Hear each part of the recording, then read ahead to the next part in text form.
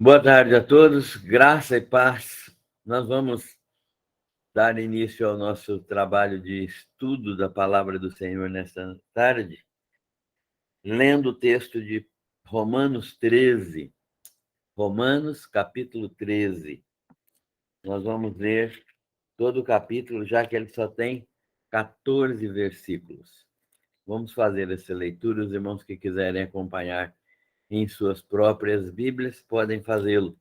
Romanos 13, o capítulo todo. O texto diz assim: todo homem esteja sujeito às autoridades superiores, porquanto não há autoridade que não proceda de Deus, e as autoridades que existem foram por ele instituídas. De modo que aquele que se opõe à autoridade resiste à ordenação de Deus, e os que resistem trarão sobre si mesmos condenação. Porque os magistrados não são para temor quando se faz o bem, e sim quando se faz o mal. Queres tu não temer a autoridade? Faze o bem e terás louvor dela, visto que a autoridade é ministro de Deus para teu bem. Entretanto, se fizeres o mal, teme, porque não é sem motivo que ela traz a espada, pois é ministro de Deus, vingador, para castigar o que pratica o mal. É necessário que lhes estejais sujeitos, não somente por causa do temor da punição, mas também por dever de consciência. Por esse motivo, também pagais tributos, porque são ministros de Deus, atendendo constantemente a este serviço. Pagai a todos o que lhes é devido, a quem tributo, tributo, a quem imposto, imposto, a quem respeito, respeito, a quem honra, honra. A ninguém fiqueis devendo coisa alguma, exceto o amor com que vos ameis uns aos outros, pois quem ama o próximo tem cumprido a lei.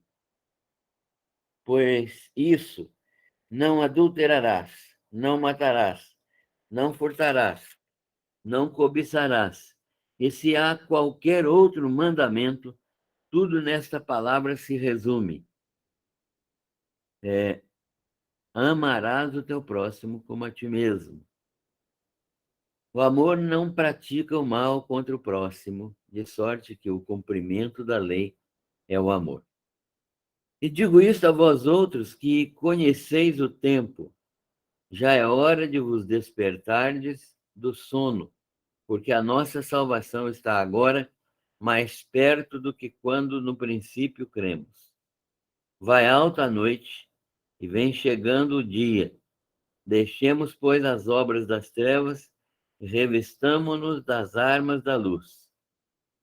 Andemos dignamente, como em pleno dia, não em orgias e bebedices, não em impudicícia e dissoluções, não em contendas e ciúmes, mas revesti-vos do Senhor Jesus Cristo, e nada disponhais para a carne no tocante às suas concupiscências. Amém. Senhor, agradecemos pela tua palavra. Ela é verdadeiramente o nosso guia, a nossa fonte de instrução. Nós louvamos o teu nome porque o Senhor preparou esta palavra desde a eternidade para que ela nos atingisse, nos alcançasse, para que ela servisse aos cristãos de todos os tempos, desde a vinda de Jesus até a sua segunda vinda, quando ele voltar para buscar os seus. Nós te agradecemos por termos essa palavra e ela é hoje tão perfeita, tão completa, tão absolutamente integral como foi nos dias em que ela foi escrita. Nós louvamos o teu nome por essa preservação da tua palavra e nós sabemos que o Senhor verdadeiramente preserva a tua palavra. Obrigado, Senhor, por tudo isso. Agradecemos também pelas pessoas que estão participando do estudo. Nós te pedimos que a palavra do Senhor esclareça qualquer dúvida que haja nos corações. Que nós tenhamos apenas o desejo de crescer no conhecimento da tua palavra.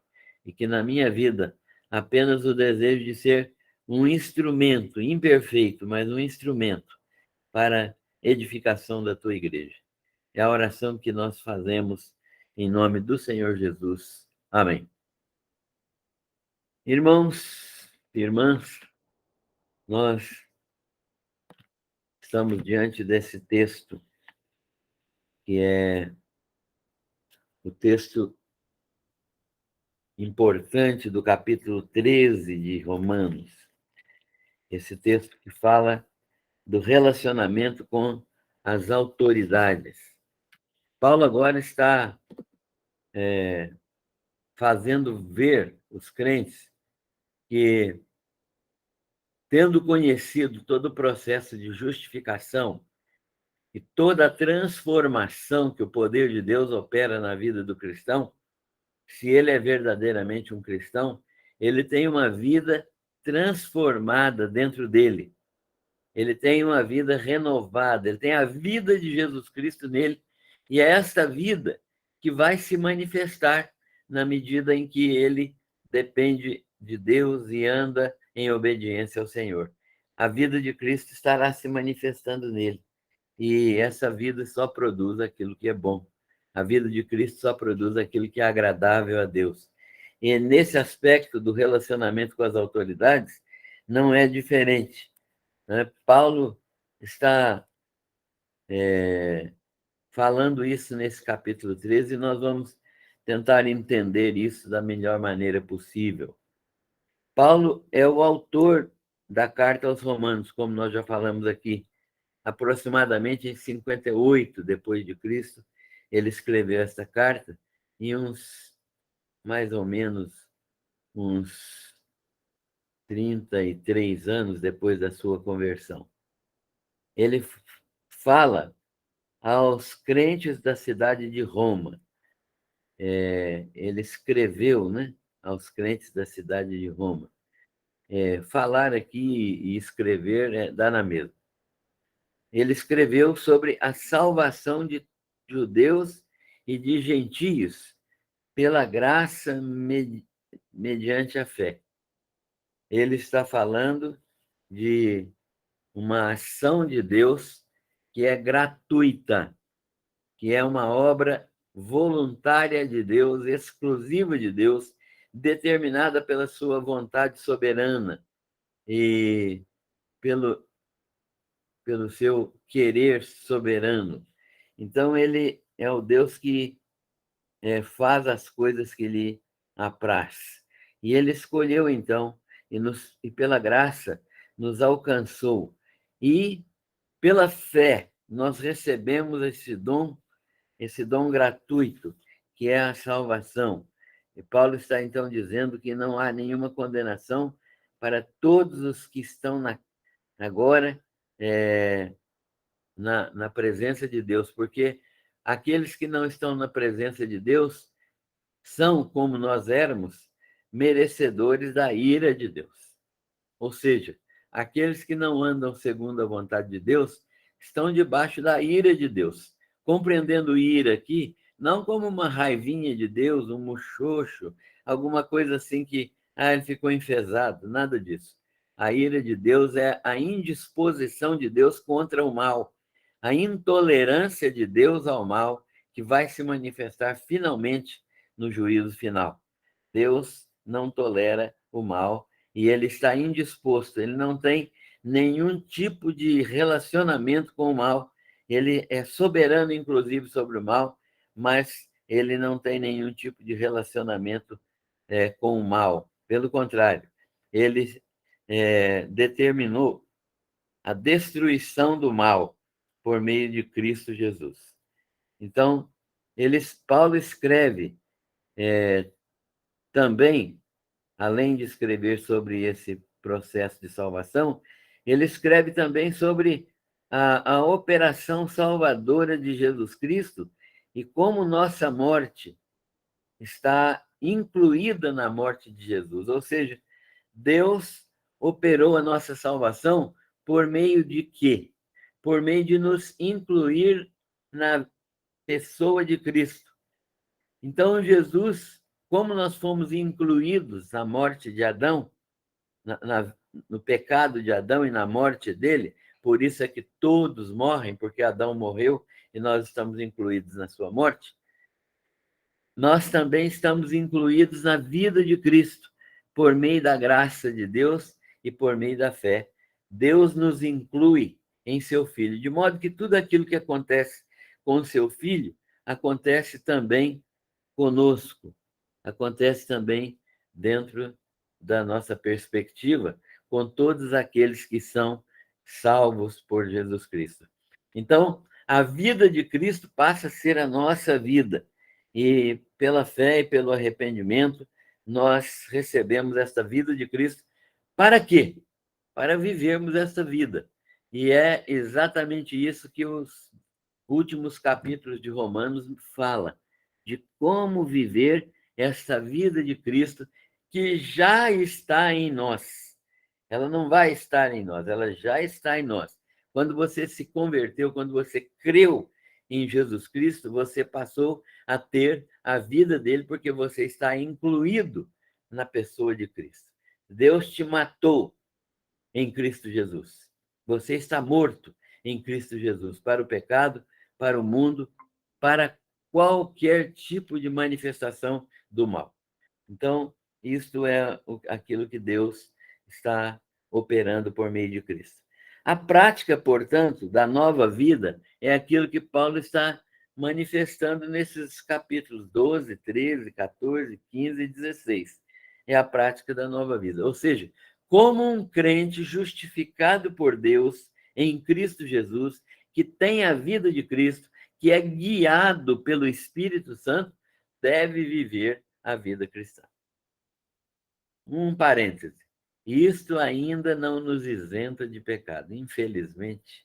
Não era para pecarmos, mas infelizmente ainda pecamos, não é? Infelizmente ainda cometemos pecados, mas deles nós devemos nos arrepender e receber o perdão que Deus nos dá em Cristo Jesus, que já foi realizado na cruz do Calvário para a nossa redenção.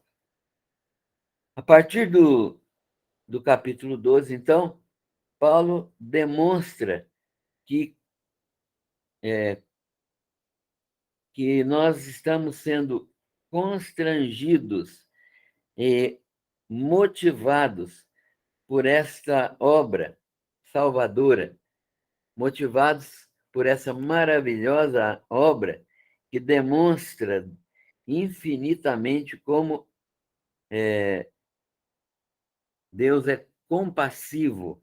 Nós estamos na presença de Deus por sua compaixão infinita.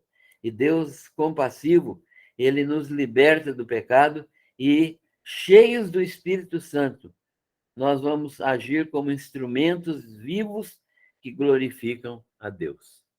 É isso que é o mecanismo de produção de frutos, de frutificação. Assim, Paulo apresenta as virtudes recomendadas aos crentes, né? Os crentes devem ter virtudes, e essas virtudes são apresentadas por Paulo, especialmente no relacionamento com uns com os outros e com todas as pessoas, mesmo os não crentes. Ou seja, o nosso relacionamento também manifesta a nossa crença. Por isso que nós precisamos aprender a nos relacionarmos com as pessoas e sermos instrumentos de edificação na vida das pessoas e amar as pessoas, sermos misericordiosos com as pessoas, termos amor, termos paciência, termos misericórdia para com as pessoas, porque é no relacionamento. A vida cristã é de relacionamentos, É no relacionamento com eles que manifestamos a vida de Cristo que está em nós. Neste capítulo 13, portanto, Paulo vai tratar agora não de relacionamentos interpessoais, que ele já tratou no capítulo 12, mas ele vai falar do relacionamento do crente com as autoridades constituídas. Né? Lembrar que ele está falando numa época em que os cristãos podiam ser escravos, e muitos cristãos eram escravos, muitos cristãos eram perseguidos. Ele está falando de relacionamento nessa ocasião, não na nossa ocasião que nós estamos vivendo aí uma tranquilidade muito grande, né? Agora, muito mais, nós devemos andar em obediência ao que Paulo ensina. Mas o Paulo está ensinando aqui num tempo muito ruim para os crentes. Ele estabeleceu, então, alguns princípios para essa relação do crente com as autoridades. Primeiro de tudo, é bom anotar, o crente verdadeiro reconhece que toda autoridade e poder pertencem a Deus. Toda autoridade e poder pertencem a Deus. Ah, é? Sim, inclusive o de Satanás. O poder de Satanás pertence a Deus. Ele não age de acordo com a vontade de Deus, ele não faz aquilo que Deus quer. Ele não é obediente, mas ele é limitado por Deus. Deus é que estabelece os seus limites. Ele não pode agir naquilo que Deus não lhe permite agir. E todas as vezes que ele age, inclusive agora, neste momento, ele é responsável e vai dar contas diante de Deus de tudo aquilo que ele está fazendo. Se não entenderam, e nós podemos discutir esse assunto depois que fecharmos o vídeo, fecharmos a gravação. Então, toda autoridade pertence a Deus. Deus estabeleceu essa autoridade e ela pertence a Ele. Nada pode escapar da sua autoridade. Toda autoridade é exercida no poder de Deus. Segundo, toda autoridade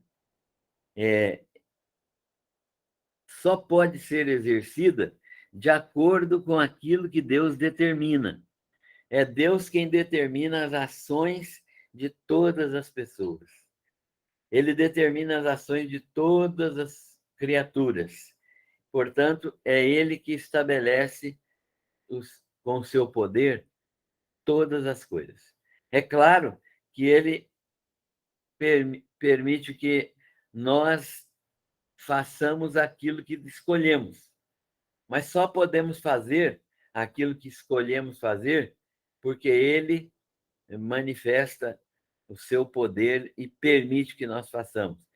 Entretanto, como nós dissemos de Satanás, vamos repetir, tudo aquilo que fazemos, daremos contas a Deus de como estamos usando a autoridade dele, que ele nos dá para fazermos as coisas. Deus nos dá poder como crentes para agirmos de acordo com o Evangelho. Esse poder é dado a todos os crentes pela pessoa, pela presença do Espírito Santo em nós. Terceiro princípio. As autoridades existentes que estão operando agora são instrumentos de Deus. São instituídas por Ele e são instrumentos de Deus. Um governador, um prefeito, um vereador, um secretário, um policial, não é? A polícia militar, a polícia civil, são instituições humanas, mas que estão debaixo da autoridade de Deus. E elas existem para agir de acordo com a vontade de Deus na preservação e na prática do bem. Na preservação e na prática do bem. Nem sempre isso acontece, vão dar contas a Deus, mas foi isso que Deus planejou e para isso Deus criou todas as coisas. Essa essa situação, então, né, quem se opõe, nesta situação, quem se opõe à autoridade está resistindo à vontade de Deus. Quem desobedece à autoridade ordenada por Deus está desonrando a Deus, está quebrando o princípio da autoridade, está desobedecendo a Deus. Isso é fácil de entender. Por exemplo, se você viaja na rodovia aí e ultrapassa o limite de 80 quilômetros por hora, você está desonrando a autoridade que estabeleceu o Código de Trânsito e está desonrando, por sua vez, ao próprio Deus que orientou a autoridade a planejar e a constituir o Código de Trânsito. Quarto, então, quinto, os que se são resistentes, aqueles que resistem às autoridades, sofrerão os efeitos, nós já dissemos isso, sofrerão os efeitos da desobediência à lei, né? Sofrerão condenação, tanto neste mundo como no mundo vindouro, quando forem julgadas as suas atitudes diante de Deus. Então, nós precisamos entender que o estabelecimento de juízes é da vontade de Deus. A Bíblia está dizendo aqui, Paulo está dizendo aos Romanos, que o estabelecimento de juízes é que os juízes não são para causar temor. Eles não foram escolhidos, não foram instituídos para causar medo às pessoas. Pelo contrário, ele causa medo a quem erra, a quem não pratica o bem. Mas para os que praticam o bem, ele não precisa e nem quer causar temor. Ele causa temor, sim, àqueles que erram, àqueles que são desobedientes. Eles, então, os juízes, são para o castigo daqueles que fazem o mal. Quem faz o bem será reconhecido pelas autoridades. E se não for reconhecido, a própria prática do bem já é um prêmio para quem obedece a Deus, para quem anda nos seus caminhos. Um outro aspecto dessa questão do estabelecimento de juízes é que a autoridade, a pessoa, é ministro de Deus. Não só a instituição é de Deus, como a pessoa que foi escolhida é ministro de Deus para o bem, mas é também um instrumento de Deus para punir aquele que faz o mal. Então, quando o juiz pune alguém que faz o mal, ele está cumprindo aquilo que Deus determinou, né? Por isso, a autoridade é ministro de Deus para o bem, mas é também instrumento de Deus para punir aqueles que fazem o mal. Nós vimos o primeiro aspecto, né? Reconhecer Deus como a autoridade sobre todas as coisas, reconhecer a soberania de Deus. Segundo aspecto agora disso que Paulo está ensinando é que ele dispõe sobre a motivação para obedecer. Paulo agora estabelece a motivação que nós devemos ter para andar em obediência. Paulo ensina, então, aos crentes de Roma que nós devemos obedecer não por ter medo da punição. Esta não é uma motivação boa, não é uma motivação adequada. Os cristãos não podem andar em obediência só por medo da punição, porque isso significa o quê? Significa que não é uma obediência de coração. O coração não está motivado. Então, ele faz alguma coisa contrária àquilo que ele está querendo fazer ou não fazer. Então, essa motivação é inadequada, né? A mesma coisa é servir a Deus com um coração desse jeito. Servir a Deus para ser visto, servir a Deus com medo de ser condenado, servir a Deus para receber bênçãos, todas são motivações erradas. Devemos servir a Deus e obedecê-lo, porque Ele é Deus, Ele é nosso Senhor, Ele é nosso dono, porque nós o amamos e queremos agradar o seu coração. Essa deve ser a motivação verdadeira do cristão. Então, não por temer a punição, mas para agradar o coração de Deus é que nós devemos obedecer às autoridades. Outro aspecto, sim, por ser um dever do cristão que tem consciência da vontade de Deus, nós devemos servir a Deus de todo o coração. Porque o cristão tem consciência de que nós estamos obedecendo à vontade perfeita de Deus, né? O cristão tem consciência disso. Então, nós analisamos esses aspectos e nós vamos ver que este também deve ser o motivo para pagarmos tributos. Os tributos que nós pagamos, impostos que nós pagamos, devem ser pagos com esta motivação, a mesma motivação de andar em obediência aos princípios.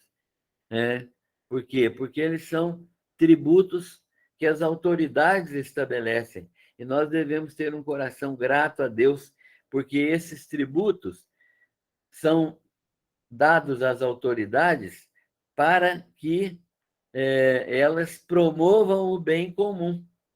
Se elas não promovem, é um outro ponto a discutir. Mas os tributos são dados para a promoção do bem comum. Então, quando nós estamos contribuindo, estamos glorificando a Deus e estamos cumprindo o seu propósito de entregar às autoridades recursos para que eles promovam o bem comum. Porque eles são ministros de Deus, né? E porque eles devem atender constantemente a essa finalidade de promover o bem comum, né? Eles devem, portanto, prestar serviço à comunidade como verdadeiros ministros de Deus. É isso que se espera dos governadores, dos prefeitos, do presidente, que eles prestem serviço à comunidade como verdadeiros ministros de Deus. Entendem por que nós devemos orar pelas autoridades?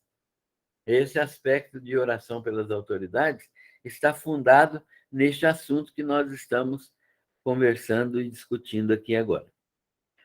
Por esta razão, ou por estas razões,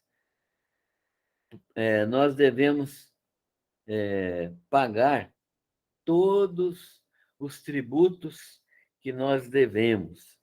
Paguem a todas as pessoas, a todas as autoridades e a todos os ministros o que é devido a cada um. A cada autoridade nós devemos um tipo de tributo. Devemos, então, pagar isso de uma maneira alegre, de uma maneira motivada pela glória de Deus, para agradar o coração de Deus. Então, paguem a todos o que é devido a cada uma autoridade. E aí Paulo vai falar uma coisa que a minha mãe falava sempre: a quem honra, honra, né? É tirado desse texto aqui. Se nós devemos tributo, devemos tributar. Se nós devemos imposto, devemos pagar o imposto. Se nós devemos respeito, devemos respeitar as autoridades.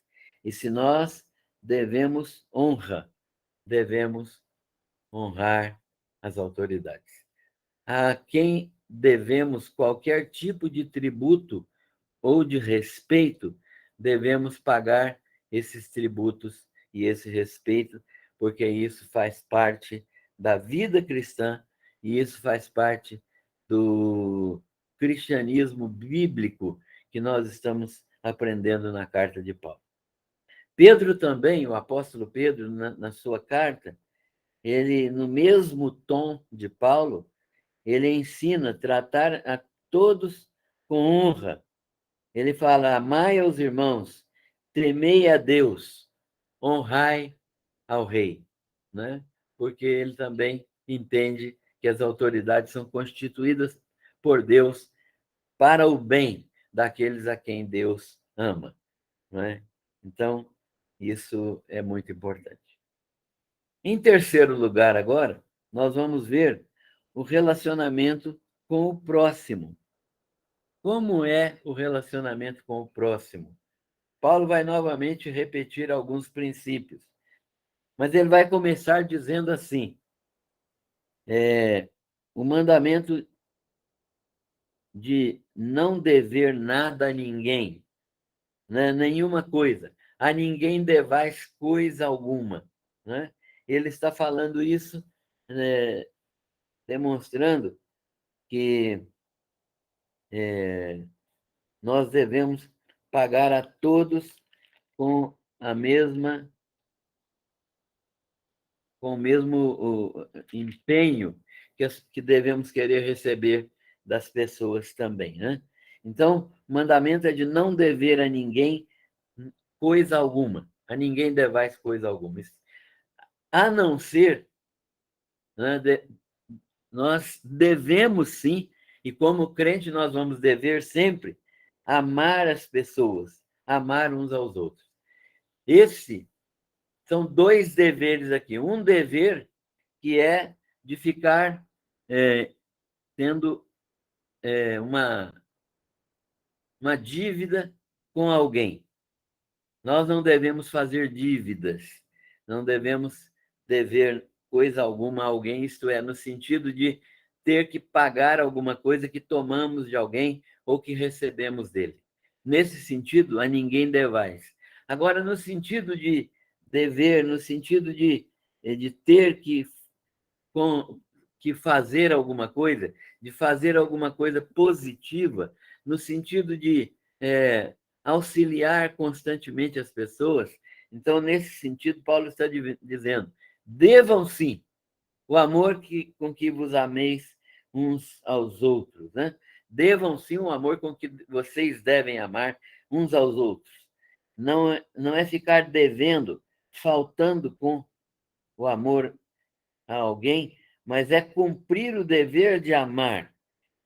Não é relacionado com sentimento, é um mandamento de Deus.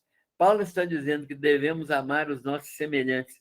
Não importa se ele não nos ama, não importa se ele é nosso inimigo, não importa se ele não quer ver nem a nossa cara.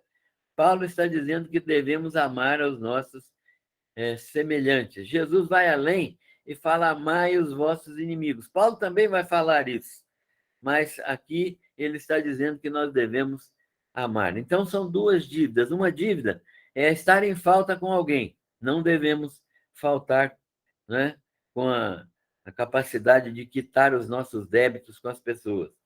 E a segunda, que é o dever de amar as pessoas, né? É um dever de prática para com as pessoas, uma prática positiva para com as pessoas. Isso nós devemos sim, devemos amar a todas as pessoas que aparecem na nossa frente, porque é um mandamento, é mandamento de Deus. Paulo então demonstra que toda lei, não matarás, não adulterarás, não furtarás, e outros mandamentos, toda a lei, todos os outros mandamentos se cumprem em apenas um mandamento, que é amarás o teu próximo como a ti mesmo. Se eu amar o meu próximo como a mim mesmo, não vou furtar, não vou mentir, não vou adulterar, não vou matar, não vou pronunciar falso testemunho. Por quê? Porque o amor supera todas estas coisas. Então, Paulo diz que toda a lei se cumpre no amor. Jesus já tinha ensinado, né? Os dois grandes mandamentos. O primeiro grande mandamento é: amarás o Senhor teu Deus de todo o teu coração, de toda a tua alma, de todo o teu entendimento, de todas as tuas forças. E o segundo, semelhante a esse, amarás o teu próximo como a ti mesmo. Isso Paulo está expandindo aqui, fazendo-nos ver a grandeza desta atitude. Então, devemos amar o nosso próximo desta maneira que Paulo está ensinando aqui. Amar sobre todas as coisas, amar inclusive se for nosso inimigo, né?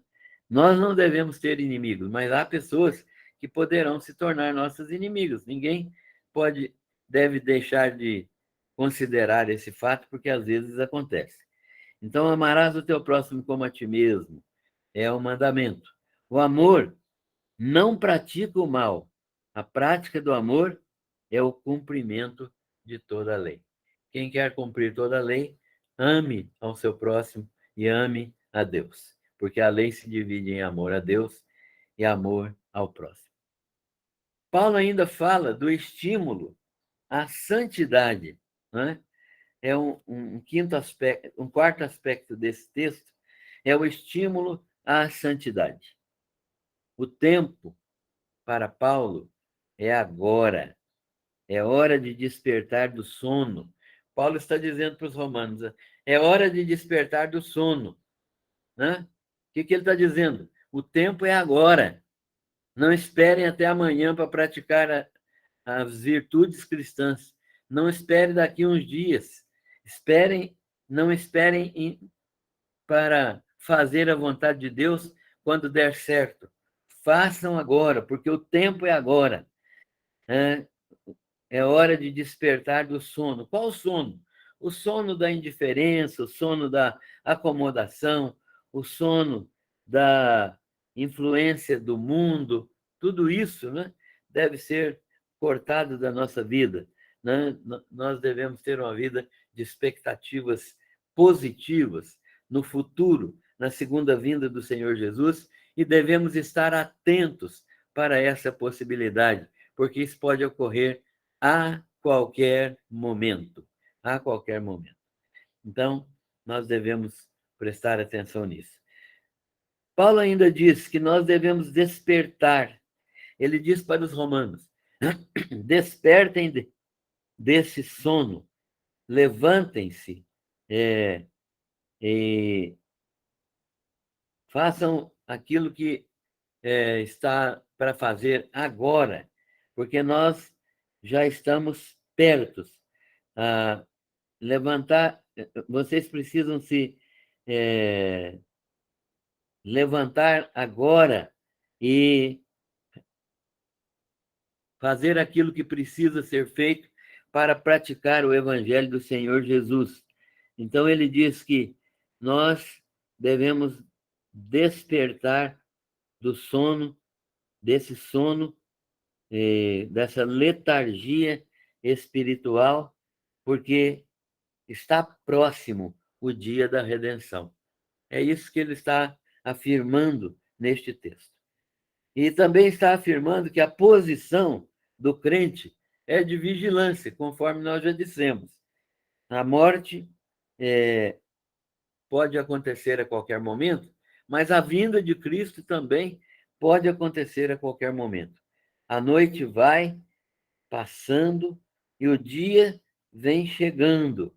Paulo está dizendo, né, que a noite, o que ele está dizendo aqui com a noite é que, nessa comparação, ele está dizendo que nós estamos vivendo uma noite, né? O cristianismo está vivendo uma noite e está aguardando a redenção que vai se aproximar pela madrugada. Então, ele está dizendo que esta noite nós devemos viver prestando atenção, porque o dia vem clareando. Para ele, nessa comparação, o dia clareando é a segunda vinda do Senhor Jesus Cristo. A noite vai passando, o dia vem chegando com a sua luz, que é o próprio Jesus Cristo. E ele ainda diz que nós devemos deixar as obras da noite, né? As obras da noite, não, das trevas, as obras das trevas, né? Aquilo que é motivado por Satanás, motivado pela carne, motivado pelo ego, motivado pelo pecado, tudo aquilo que é mal, tudo aquilo que é indigno, nós devemos deixar e devemos praticar as, as obras, porque as obras da luz estão aí para serem praticadas. Andemos revestidos das armas da luz. O que são armas da luz que Paulo está falando aqui? Ele está falando das armas que nós precisamos ter: a oração, a leitura da palavra, a comunhão com os irmãos, a vida de é, reconhecimento da obra de Deus na nossa vida, a vida de reconhecimento de muito que tem para fazer, a entrega da nossa vida para fazer essas coisas que nós reconhecemos ser uma necessidade de Deus para nós, né? Uma aplicação daquilo que Deus deseja na nossa vida. Então, tudo isso, Paulo está querendo que nós pratiquemos. Então, devemos despertar para as obras da luz e deixar as obras das trevas de lado. E devemos rejeitar as obras da carne. Quais são as obras da carne? Prostituição, impureza, lascívia, ira, porfias, dissensões, malícia, maledicência, uma série de coisas que são negativas e que são malignas e que produzem o mal e que produzem destruição. Essas coisas devem ser deixadas. E aí ele finaliza dizendo: revestivos do Senhor Jesus Cristo. Ou seja, vistam-se da pessoa de Cristo. Vistam-se dele. Tenham a vida dele. Vocês já têm a vida dele. Deixa isso se manifestar para que todo mundo possa ver que vocês são novas criaturas. Deixem a vida de Cristo se manifestar. Nada dispondo para a carne. Não deem lugar à carne, nem uma coisinha mínima. Não dê espaço para a carne. Não cultivem pecados, não cultivem posições que podem levar ao pecado, não cultivem ações que podem ser pecaminosas. Nada disso. Cortem as relações com o pecado de uma maneira definitiva. Então, vocês estarão servindo perfeitamente a Deus. Qual a conclusão disso tudo que nós podemos chegar? Primeira conclusão, e aplicações também, né? Como vemos as autoridades constituídas? Como é que nós vemos e nos relacionamos com as autoridades constituídas? Será que nós respeitamos sua autoridade? Oramos por elas? Obedecemos as leis promulgadas por elas? Seus desígnios? Será que nós estamos fazendo isso? Cada um de nós precisa se analisar, né?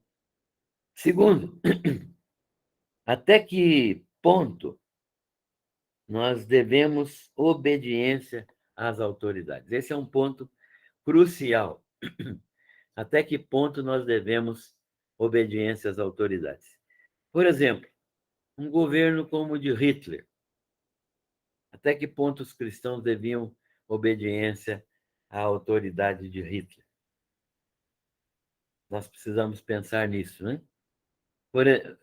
Vamos supor que nós tenhamos um governo no Brasil que acabe fazendo passar o aborto, o casamento, a união homoafetiva, né? Casamento homoafetivo. Como que nós devemos reagir a isso? Então, essas coisas precisam estar muito claras na nossa vida.